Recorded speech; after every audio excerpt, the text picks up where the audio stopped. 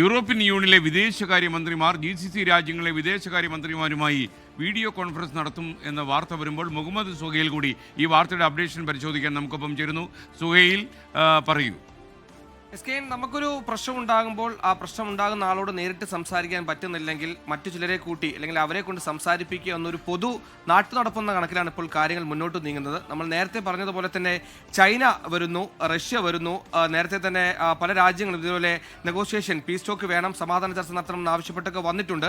അതിൽ ഏറ്റവും ഒടുക്കം ഏറ്റവും പ്രധാനമായി നമ്മൾ കാണേണ്ട കാര്യം ഇറാൻ എന്താണോ ഉദ്ദേശിച്ചത്, അല്ലെങ്കിൽ ഇറാൻ എന്താണ് ആഗ്രഹിച്ചത്, സംഘർഷം ലഘൂകരിക്കാൻ ഇറാൻ എന്താണോ ഉദ്ദേശിക്കുന്നത് ആ രീതിയിൽ കാര്യങ്ങൾ നീങ്ങുന്നു എന്ന് തൽക്കാലം അനുമാനിക്കേണ്ടി വരും. കാരണം യൂറോപ്യൻ യൂണിയൻ രാജ്യങ്ങൾ GCC രാജ്യങ്ങളിലെ വിദേശകാര്യമന്ത്രിമാരുമായി കൂടിക്കാഴ്ചയ്ക്ക് ഒരുങ്ങുന്നു എന്ന് പറയുമ്പോൾ ഈ പറയുന്ന ഹോർമുസ് കടലിലേക്ക് അടച്ചതോടെ നേരത്തെ നമ്മൾ പറഞ്ഞിട്ടുണ്ട് ക്രൂഡ് ഓയിൽ എക്സ്പോർട്ട് നിൽക്കും, അതുപോലെ നാച്ചുറൽ ഗ്യാസിന്റെ സപ്ലൈ നിൽക്കും. ഇതൊക്കെ നിൽക്കുമ്പോൾ അവിടുത്തെ ഊർജ്ജത്തിന് കാര്യമായ കോട്ടം തട്ടുമെന്ന് പറഞ്ഞു. കോട്ടം തട്ടി തുടങ്ങാൻ പോകുന്നു എന്ന് മുൻകൂട്ടി കണ്ടുകൊണ്ട് തന്നെയാണ് ഈ പറഞ്ഞ യൂറോപ്യൻ രാജ്യങ്ങൾക്ക് ഓയിലും നാച്ചുറൽ ഗ്യാസും കൊടുക്കുന്ന GCC രാജ്യങ്ങളുമായുള്ള അവിടുത്തെ വിദേശകാര്യമന്ത്രിമാരുമായി കൂടിക്കാഴ്ചയ്ക്ക് ഒരുങ്ങുന്നത്. നിലവിൽ ആ കൂടിക്കാഴ്ചയുടെ പ്രഥമ ലക്ഷ്യമെന്ന് പറയുന്ന അവിടുത്തെ സ്ഥിതി വിലയിരുത്തുക എന്നതാണ്. എത്ര ദിവസം കൂടി സമാനമായി നിങ്ങൾക്ക് ഈ LPG ബ്ലോക്ക് ചെയ്യേണ്ടി വരും, അല്ലെങ്കിൽ എത്ര ദിവസം വേണ്ടി വരും നിങ്ങൾക്ക് ഈ പറഞ്ഞ പോലെ ആൾട്ടർനേറ്റീവ് പാത്തിലൂടെ ക്രൂഡ് ഓയിലും നാച്ചുറൽ ഗ്യാസും ഒക്കെ യൂറോപ്യൻ രാജ്യങ്ങളിൽ എത്തിക്കാൻ നമുക്കറിയുന്ന പോലെ തന്നെ നിലവിൽ ഹോർമുസ് കടലിലേക്ക് അടച്ചിട്ടിരിക്കുകയാണ്. ഇനി ചെങ്കടൽ വഴി മാത്രമാണ് ഇത്തരത്തിൽ ക്രൂഡ് ഓയിലും നാച്ചുറൽ ഗ്യാസും മറ്റ് രാജ്യങ്ങളിലേക്ക് എത്തിക്കാൻ സാധിക്കുള്ളൂ. അതുവഴിയുള്ള യാത്രയ്ക്ക് പോസിബിൾ ആണോ എന്ന് പ്രഥമമായി ആദ്യം അന്വേഷിക്കും. അതിനായിരിക്കും ആദ്യ കൂടിക്കാഴ്ച. പക്ഷേ ഈ കൂടിക്കാഴ്ചയ്ക്ക് മറ്റ് തലങ്ങൾ കൂടി ഉണ്ടാവാൻ സാധ്യതയുണ്ട്. ഇനിയും സ്ഥിതി തുടർന്നാൽ യൂറോപ്യൻ രാജ്യങ്ങൾ ബുദ്ധിമുട്ടും, ഊർജ്ജ പ്രതിസന്ധി ഉണ്ടാകും. അതേപോലെ തന്നെ മിഡിൽ ഈസ്റ്റ് രാജ്യങ്ങൾക്ക് യൂറോപ്യൻ രാജ്യങ്ങളിലേക്ക് ഈ പറയുന്ന ഊർജ്ജം കൊടുക്കാനായിട്ട് അവിടെയും സാമ്പത്തികമായ പ്രതിസന്ധി ഉണ്ടാകും. അങ്ങനെ സമ്പത്തിലേക്ക് യുദ്ധം ചുരുങ്ങുന്നു, സമ്പത്ത് കുറയുമെന്ന ആകുലത ഉണ്ടാകുന്നു, ഊർജ്ജ പ്രതിസന്ധി ഉണ്ടാകുമെന്ന ആശങ്ക ഉണ്ടാകുന്നു.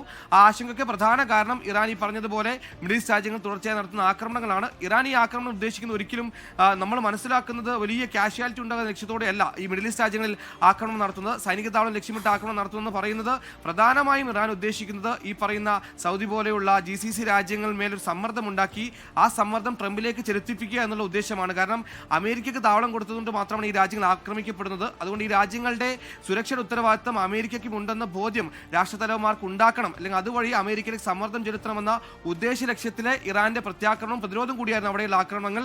ആ ആക്രമണങ്ങൾ വലിയ രീതിയിൽ തന്നെ ഇമ്പാക്ട് ഉണ്ടാക്കുന്നു എന്നാണ് നമുക്ക് ഈ ഘട്ടത്തിൽ അനുമാനിക്കാൻ. കാരണം അവിടെ നിന്നുള്ള സപ്ലൈകൾ കുറയുന്നു, യൂറോപ്യൻ യൂണിയൻ രാജ്യങ്ങൾക്ക് പ്രധാനമായുള്ള ഊർജ്ജം ലഭിക്കുന്നില്ല. അതുകൊണ്ട് തന്നെ സ്ഥിതി വിലയിരുത്താൻ എത്ര ദിവസം കൂടി നിങ്ങൾക്ക് ഇങ്ങനെ ഊർജ്ജം തരാതിരിക്കാൻ കഴിയും, എപ്പോഴേക്ക് ഊർജ്ജം പഴയ പോലെ തന്നു തുടങ്ങാനാകും, എന്താണ് നമ്മൾ മുന്നിലുള്ള മറ്റു വഴികൾ, സമാധാനം വേണ്ടേ എന്നടക്കമുള്ള കാര്യങ്ങളൊക്കെ യൂറോപ്യൻ യൂണിയൻ വിദേശകാര്യ മന്ത്രിമാർ നിലവിലെ സാഹചര്യത്തിൽ മിഡിൽ ഈസ്റ്റിലെ വിദേശകാര്യ മന്ത്രിമാരുമായി ചർച്ച ചെയ്യാൻ തന്നെയാണ് സാധ്യത. അങ്ങനെ ഈ ചർച്ചകൾ കൂടുതൽ രാജ്യങ്ങൾ ഒത്തുകൂടി, അതായത് ഇപ്പോൾ നമ്മൾ ഈ പറയുമ്പോൾ ഇറാൻ അഫക്റ്റഡ് പാർട്ട്, ഇറാനും ഇസ്രയേലും അമേരിക്കയുമായി ഡയറക്റ്റ് യുദ്ധമുഖത്തുള്ള രാജ്യങ്ങൾ, ഈ മൂന്ന് രാജ്യങ്ങൾ യുദ്ധത്തിൽ സമാധാനത്തിന്റെ ചർച്ചയ്ക്ക് വരുന്നില്ലെങ്കിലും മറ്റ് ആഗോള രാജ്യങ്ങൾ ഒരുമിച്ചിരുന്ന് ചർച്ച ചെയ്ത് ഇവരിലേക്ക് സമ്മർദ്ദം ചെലുത്തുന്ന രീതിയിലേക്ക് കാര്യങ്ങൾ നീങ്ങണം. അങ്ങനെ നീങ്ങിയാൽ മാത്രമേ യുദ്ധത്തിന് വിരാമമാകൂ. അങ്ങനെ നീങ്ങുമെന്ന് പ്രത്യാശിക്കാൻ പറ്റുന്ന തരത്തിലൊരു വാർത്ത വരുന്നു.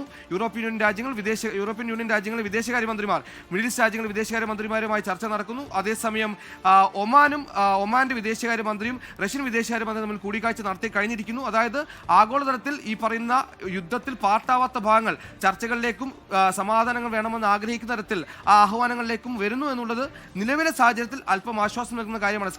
ലോകത്തെവിടെയായാലും ഏത് സമയത്തും 24 വാർത്തകളും ഓഗ്മെന്റഡ് റിയാലിറ്റി പാക്കേജുകളും എക്സ്പ്ലെയിനറുകളും വിശദമായി കാണാൻ ഞങ്ങളുടെ YouTube ചാനൽ നിങ്ങൾക്ക് സബ്സ്ക്രൈബ് ചെയ്യാം.